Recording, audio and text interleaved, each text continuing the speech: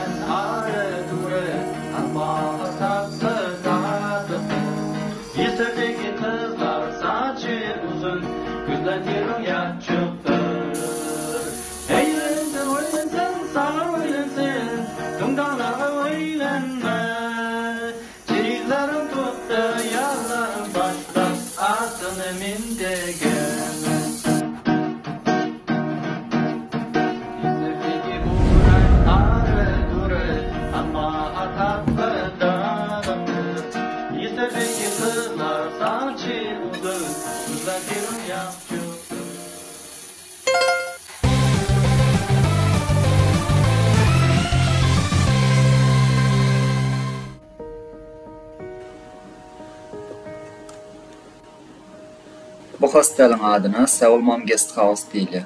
Eger Seul'a yolumu düşäýse bu yere gelmemede hiç maslahat beremok. Bahasy $9. 6 badarda $10 töwereni çen ýetkeýär.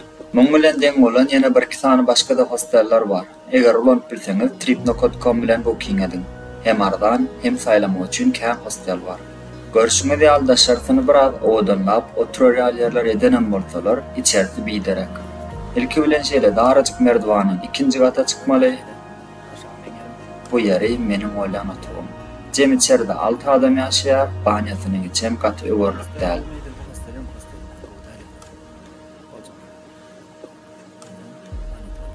Kapyň daşyndaky eýwan ören dar. Eýwanyň şeýle stolçuk bilen oturuvçy bar. Näme üçin goýulanyny düşünmedim dogrusy. Oturjak boldum, ýanyna şkafdan ýa oturup bilmedim. Gidejek çağajykkar belki oturup biler. Bolar ýaly gidejek öýüň içine munça gapy bilen munça ýatakkar nädip suwduranlyklaryna haýran galdym. Takminan kän mihman kabul edip bilýändir bu hostel. Bu ýeriň basgan çakkaram gaty kiçi. Serasap bolmasam kelläň de gaýma gaty mümkin. Boyum 1.90 bat bolaýsa dagy nädip minip düşürni balad etdim. Näme de bolsa onça boyum ýok. Birinji gatyň eýwanyna da ýok zat ýok. Hemme zadyň minesini alyp ýerleşdirip bilipdirler. İçerik ayakkabı bilen girmek gadagan. Ýöne onda da içeri gaty hapar. Hostelin ýetiniň hereketlerinden hiç verimi halamadyk. Adamlar ýatýar, otyr ýa-da agşam ertir diýmän islenip baryp tarpyladyp kapyny açyp, gyýgyryp gürleşip, garaz klientlere hyzmat berilen edilmesi zatlaryň barsyny görkezdi. Onda da jan sag bolsun, belkinlik klientlerine goýja hyzmat bersin. Bu bölüm nälik bolar? Ýani ýene Seul aýlanar. Häzirem Seul'dan, tek Seul'dan gidelim. Bir zatlar öndürýärler, şular ýaly önümçilik bu. Bärde bir dar köçelerden biri var, buna da ýereli. Näme bar? Yani Seul'un arka tarapdaky köçeleri şular ýarak dostlar. Bir zatlar ýasaýarlaryň, öndürýärlerni, şeýlere köçeleri bar. Ýerden bir köçeri aýyrdım dostlar, şeýlere kalçyk ýene ýerlerden geçmeli, guruluş girip dur.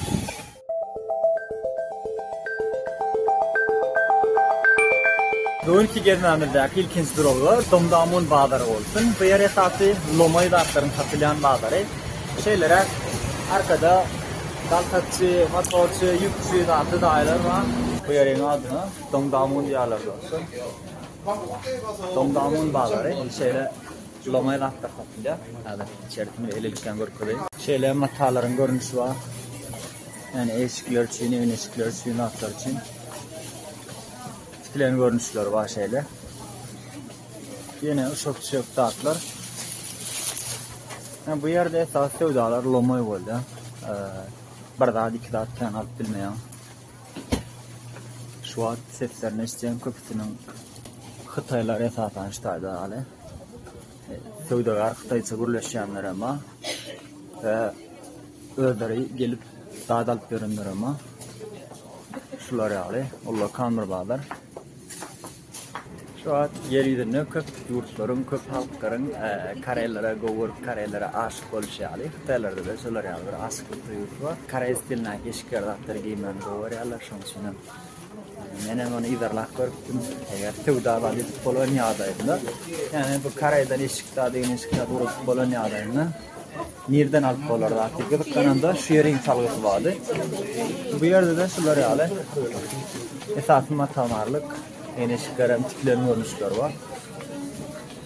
Şeyle tiklerini görmüşler var. Yani esasy matamarlyk ýakynlyklar bilen dolu. Bu ýer şeyler ulup adam şu 3-nji gatynda getip 2-nji gat, 3-nji gaty durşuny mata diýen ýaly. Diňe matalar var. Şeyle daş döwründe matalar satylýar.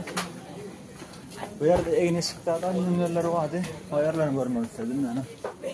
Hadra toplu egin eşik duran satlyk ýerlerini görmedim. Belki ondan çıkar. Yine gözlep göreyim.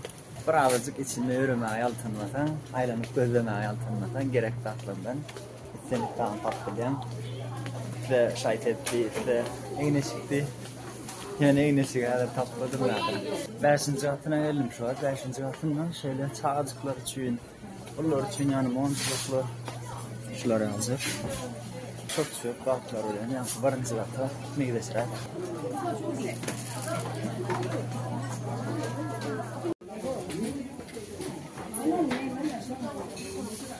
Yankı Bağlar'dan çıktım dostlar. Yankı Bağlar'ın olduğu 4 bölü ekeni. Bulamam, ben bir yerine aylanıp gördüm. Yine 3 tane vardı. Eğer beyliklerine gittiğinlik tat yine de tapta olacak Ulukan Bağlar. Adı da Dongdao Moon Bağlar değil ya. Yani bu yerde yapıp görülür. Eğer de bir datlar almak niyetinize bağ olsa, hakikaten görmek niyetinize bağ olsa gelip görüp bilersiniz. Başka da ben alacak adım yoktu fayda. Sonuçta bir oraya çıkaytma ve bilmedim. Şu an Yankı Dongdao'nun yerastı geçelgesinden geçip var yani o yere. Hem geçelge hemen şuları alıp. Dongdao'nun yerastı bağlar ekeni. Eynişikler var. Kumkolar var. Yani kıyılar için esasen. Yine Yankı alı oyuncaklar var, rastlar var. Şuları alarak yerastı bağlarım. Minus 1-nji gatda şu an.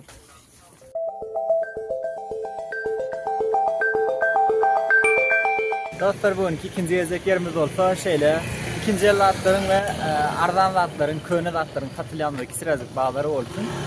Esas bu bağlarda yaşlı adamlar işleye, yaşlı adamlar da satya, yerde oturup satyanlar ama ödünün bir bazı olyanlar ama esasen köhne atlar, ikinci el atlar ya da şular yalık, kadimden alan ilk küçük atlar satılıyor.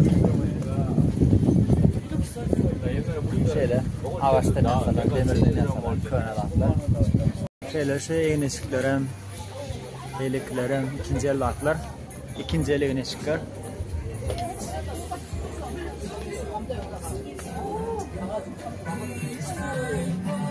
Yavaşta yapıda sırda bunu adım alarak gelin.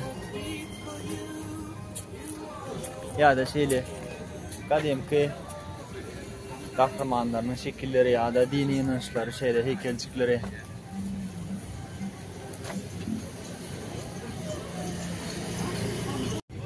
Bu yerde de ikinci el monitorlar satılıyor.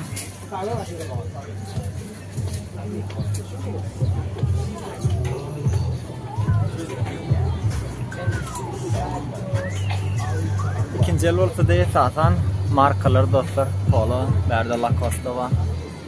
Esasen markalatların ikinci elleri. Ben şeyde dostlar öydü. Ulunmayan, kâvru çok rahatlarına çenli.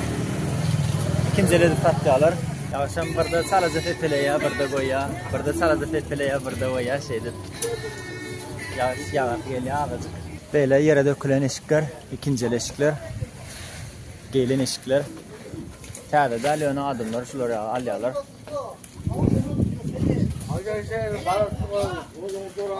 Serdin daş doğrukta satan yaşlı adımlar. Alyanlarım.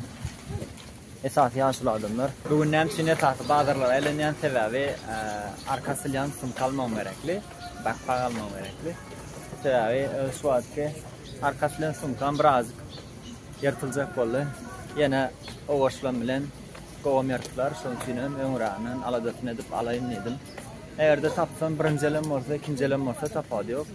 Esası da arastaca koval kovalya. Şu marketin içinde men diýen sumkalandan bar ekenni, ýanky arkasylan. Ýanky men diýen backpacklandan bar ekenni ýöne bir awajy könür eken. Olar ýal köne bolsa da bolmaýar. Täze adam Almany dil häzir ýa-da ýok. Pulma alıp ýa. Alybilenje ýa-da ýetinje ardanak tapdyr almana çalışýan. Birimşde bir zatda dostlar, Seul ýaşamak üçin gymmat şäherlerden biri. Her günlük yani edýän çykdyjyň $20 meniň aýdyl. Az çykardym diýende şolar ýaly. 2 wagtyna nahar ýen, ýene hostel bolan, ýani diňe şol kiçik nasaplamda $20 bolýar. Daşyndan suw içýän, metro minýän, ýa-ni bir zatlaryma satmasam $30 töwerek bolýanlar, $30. Men üçin dostlar, günüňe $30 gymmadrak görýän. Egerde ideal olsam bir gymmat servisli yerlere ya yeni şonýar bir zatlar gidip onsoň $30, $40 diýsem ardanam boljak ýöne.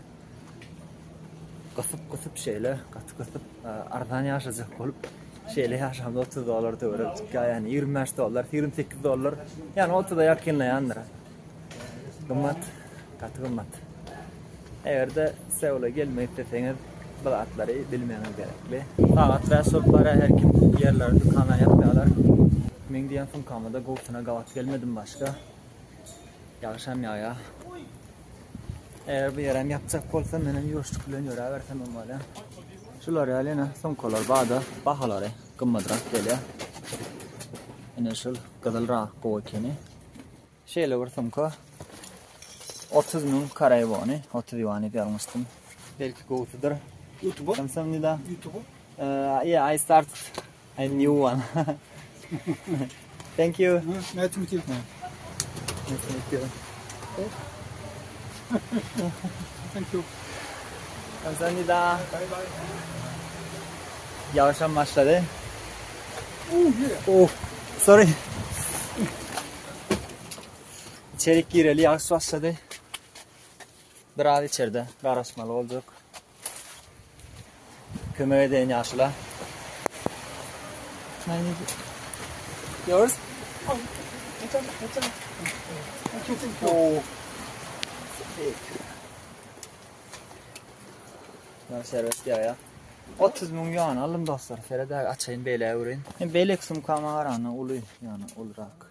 Yani elette men almak islämden kiçirak şeýle ulrak garan bady.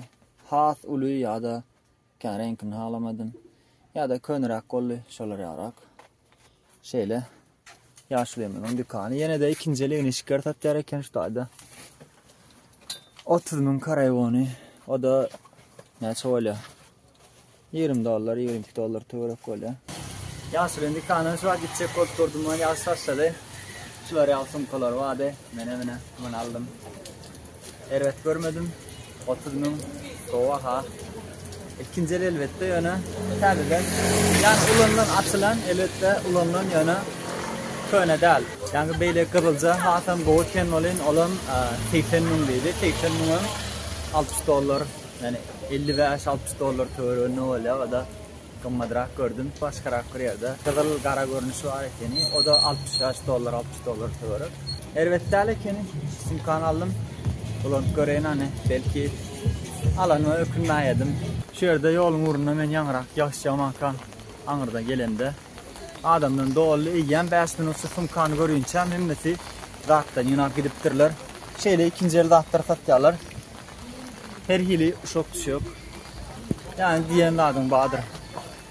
Hatta ulanyp gören gap çanakkany seni eger ulanışdan galan bolsa ýani artykmaz ulanmaýan bolsa şolaryny seni gelip satýarlar ýaly.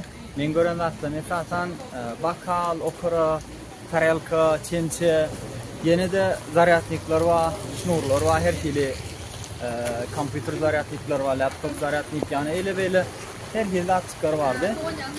Elbette täze zatlaryň badyrda esasan köne zatlar satylýar ştaýda bolmagyny. Öne ýavaş has kasalan üçin şu adamlar ýöraktyrlar, ýapdyrtyrlar. Ýavaş ýa bulutly ýaşly howa, ýene bular ýa howada biraz aşağıda ýöremen bolýar. Telefonuma ýa gelmesin, kameramy çözek ýene. Howdy howa biraz goý. Ýavaşam gittikçe gatylýar. Koşunlar olmadığı için şuları bir yerden karışmandan görememem mümkün. Yani adı bıçak kameram boyu. Yağız koyunton belki eğer bir 2 saat kavat geçsem onu terden video çekerim.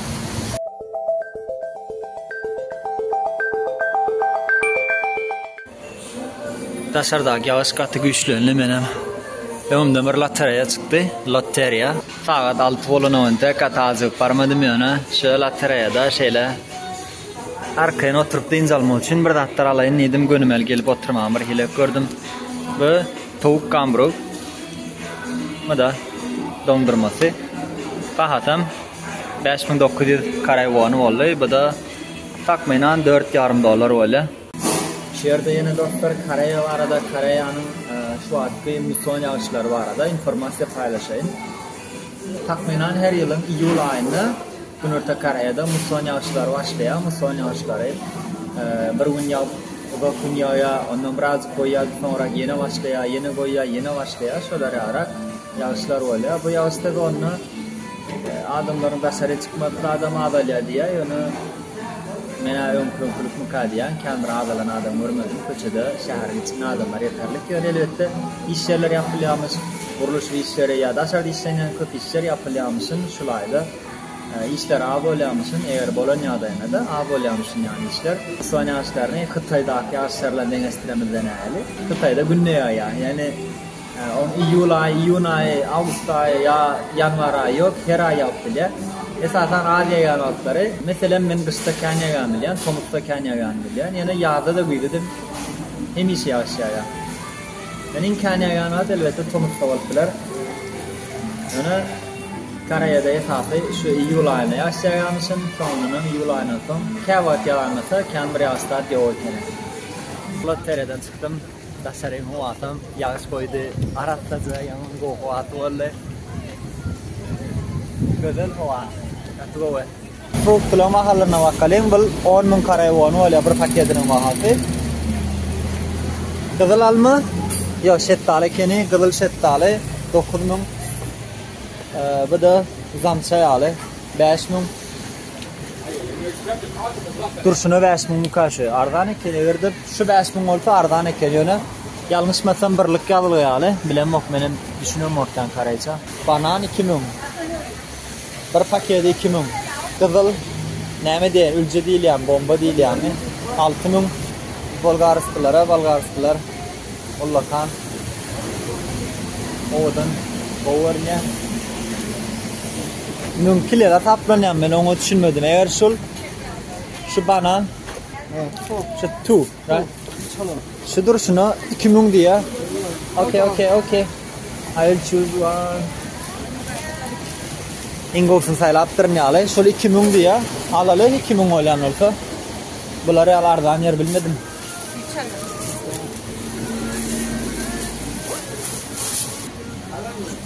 어서오세요. Paket lava verdi 2.000. Kat goy. Thank you. Dostlar. Bye. Kamsahamnida. Sevla ikinci hepten ikinci yedek böyle ardan yermen ağıtsalım. Her yerde fruktu var ya fruktular gımmat gördüm. Arada 2 bananı 2.000 aldım dostlar. 2.000 değil mi? 1.9 aldım. 1.9. Verdi olun. Neyse tamam 7 sansa var. 2.000 karayvanı. Bu da $2 yetenek dostlar. $1,5 tavırık böyle. Kovuyu ardan ekin. Köp yerlerde yankıyalar şuları alayım. Bir böyle onu 5.000 6.000 karayvanı katıyorlar.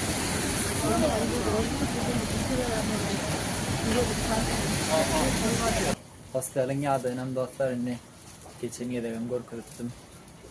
Hostel arasında hostel tutmak goğu yönünün bilen yok eğer tölön tamam idin alıp bolana bayağı da var. Şunun farkını toransa bolmalı oluyor. Yani bir hafta yerde hostellerde yaşayan yadığında da dostlar gati teresap bolun, hadra bolun. Rahatlanıda yanınızda götürün. Yönak gidin yönak koyun. Men kiçirazık bir kulpçağı aldım şeylece. Kiçirazık kulpçağı aldım ve her gelin hostelinde varında şolları alı. Şkafçıkta açık Bolonya'dayına grup koymağa. Eğer o yoğun bolonna funkanı da adınızı dışarıda koyunuz koyu. Yani otoğunda öğretken yerinde koy gideninden dışarı çıkarıp zalın uğruna ivana koyunun koyu. Seve ivana zalla kameralar var ve şu kameraların düşen yerine aşağıda koyana hiç kim ellemeyerim, koymayerim. Kim elleyen adına da şunun talep ediliyor. Eğer otoň içine goýanýardyňyz da onda kamera ýok, zat ýok, zatlaňyz barlananýardygyna da, allanýardygyna da jogap berjek adam ýok. Polisiýalaram öňküde gönderdim.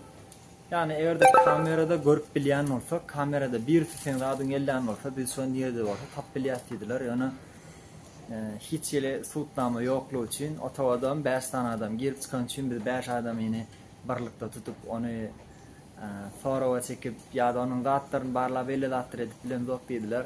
Elimizden gelýän zatlar. Diňe şulleydi. Yani diýjek bolýanym. Ýokman sera sap bolun. Özüňize goýza seredin, sag bolun.